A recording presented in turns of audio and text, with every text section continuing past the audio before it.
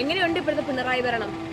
കൊലയാളി പറഞ്ഞല്ലേ, കൊലയാളി പറഞ്ഞ ഇത് വലിയ അഭിപ്രായമൊന്നും നമുക്കില്ല, അല്ലാണ്ട് തുറന്നു പറയാം. ആദ്യം കുഴപ്പമുണ്ടായില്ല, രണ്ടാം ഘട്ടം വന്നപ്പോൾ അതിൽ ഭയങ്കര അബദ്ധങ്ങളാണ് വരുന്നത്.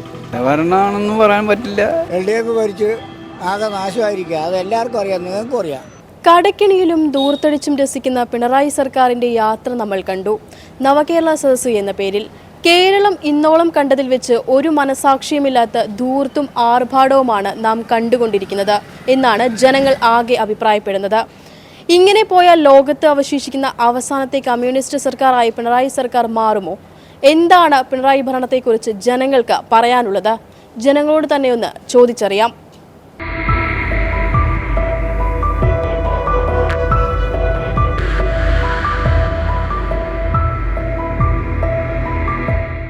എങ്ങനെയുണ്ട് ഇപ്പോഴത്തെ പിണറായി ഭരണം?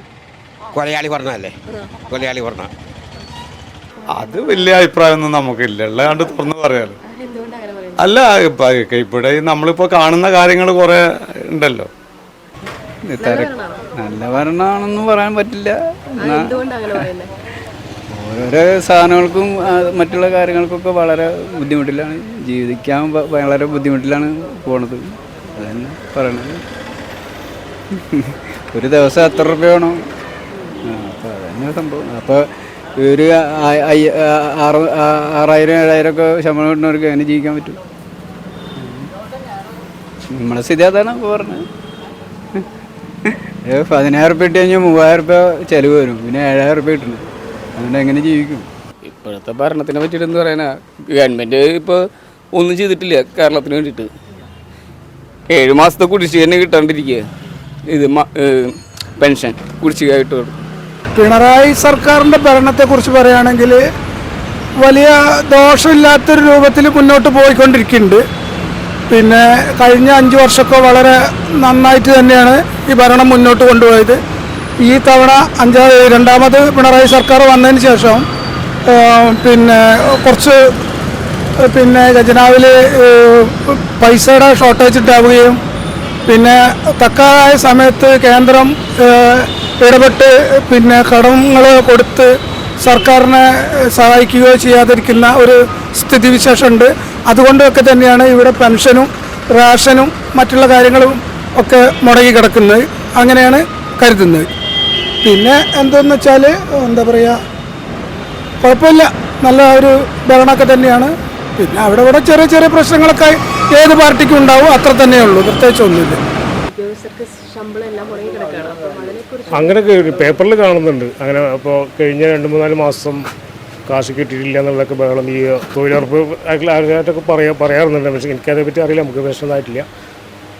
അത് പക്ഷേ എന്തെങ്കിലും അത് തീർച്ചയായും അങ്ങനെ തന്നെയല്ല. ഭരണകർത്താവ് ആരാണ്? അപ്പോൾ പിണറായി ആവണമെന്നില്ല, ഇനി മറ്റുള്ള പാർട്ടിയാണെന്നുണ്ടെങ്കിലും അവരെ ഉത്തരവാദിത്തമല്ല. ജനങ്ങളെ സംരക്ഷിക്കലും അവർക്ക് കൊടുക്കേണ്ട ക്യാഷ് കൊടുക്കേണ്ടതൊക്കെ അവരുടെ ഉത്തരവാദിത്തമാണല്ലോ. ഇല്ല എന്നാണ് കേട്ടിട്ടുള്ളത്. ഒരു 5-6 മാസത്തെ ഗ്യാപ്പ് ഉണ്ടായിരുന്നുണ്ട്. അപ്പോൾ അടുത്ത സമയം വെച്ചിട്ട് റേഷൻ കട പോകുമ്പോഴും അവിടെ പറയുന്നുണ്ട്, അരിയുടെ വിഷയം പറയുന്നുണ്ട്. ആദ്യം കുഴപ്പമുണ്ടായില്ല, രണ്ടാം ഘട്ടം വന്നപ്പോൾ അതിൽ ഭയങ്കര അബദ്ധങ്ങളാണ് വരുന്നത്. മാറി നന്നായി പറയും എന്നാണ് ഞാൻ പറഞ്ഞല്ലോ. മൊത്തത്തിലുള്ള അഭിപ്രായം എങ്ങനെയാണ്? ജനങ്ങളിത് കണ്ടുകൊണ്ടിരിക്കുകയാണല്ലോ, ആരും അറിയാത്തതൊന്നുമല്ല, എല്ലാവരും ആൾക്കാരാണ്. ഓരോ ഫീൽഡ് നോക്കുകയാണെങ്കിലും വളരെ എന്താ പറയുക ബുദ്ധിമുട്ട് കാരണമൊക്കെയാണ്. നമ്മുടെ ഇപ്പോഴത്തെ പിണറായി ഭരണത്തെ പറ്റി എന്താ പറയുക? അത് എന്താ വെച്ചാൽ കേരളത്തിൽ ഭരിച്ചുള്ള എല്ലാ മുഖ്യമന്ത്രിമാരും ഒന്നിന് മെച്ചാണ്, ആരും തള്ളി പറയാൻ പറ്റില്ല. പിന്നെ ചില പ്രശ്നങ്ങൾ വരുമ്പോൾ ഓരോ മന്ത്രിസഭ ഓരോ മുഖ്യമന്ത്രിമാരും വരുമ്പോൾ ഓരോ പ്രശ്നങ്ങൾ വന്നുകൊണ്ടിരിക്കുകയാണ്. അത് നിങ്ങളെപ്പോലെ ജേർണലിസ്റ്റുമാർക്ക് അറിയാം, എല്ലാവർക്കും അറിയുന്ന സംഭവമാണ്. എന്താ ഇപ്പോൾ നമുക്ക് ചെയ്യാൻ സാധിക്കുക? LDF ഭരിച്ച് ആകെ നാശമായിരിക്കുക, അത് എല്ലാവർക്കും അറിയാം, നിങ്ങൾക്കും അറിയാം. എത്രയോ കോടികൾ മുടക്കിയ അവർ നവകേരളം ഈ കേരളീയമൊക്കെ നോക്കെ ഈ സാമ്പത്തിക ബുദ്ധിമുട്ട് അനുഭവിച്ചിരിക്കുന്ന സമയത്ത് അതിൻ്റെ ആവശ്യം അവർക്ക് ഉണ്ടായിരുന്നു. ന്യായമായിട്ടുള്ള കാര്യമല്ലേ? ഉണ്ടായിരുന്നോ?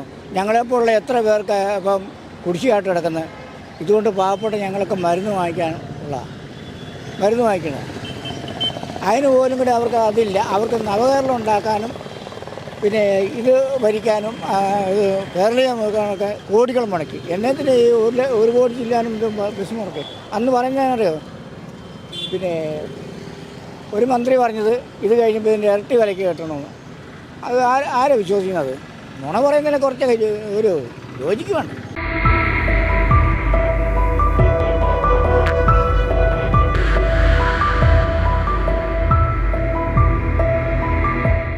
വാദിക്കാനും ജയിക്കാനുമല്ല, അറിയാനും അറിയിക്കാനുമാണ്. ഇനി സത്യസന്ധമായ വാർത്തകൾ നിങ്ങളുടെ വിരൽത്തുമ്പിൽ. എത്രയും വേഗം സബ്സ്ക്രൈബ് ചെയ്യൂ SN മീഡിയ ന്യൂസ്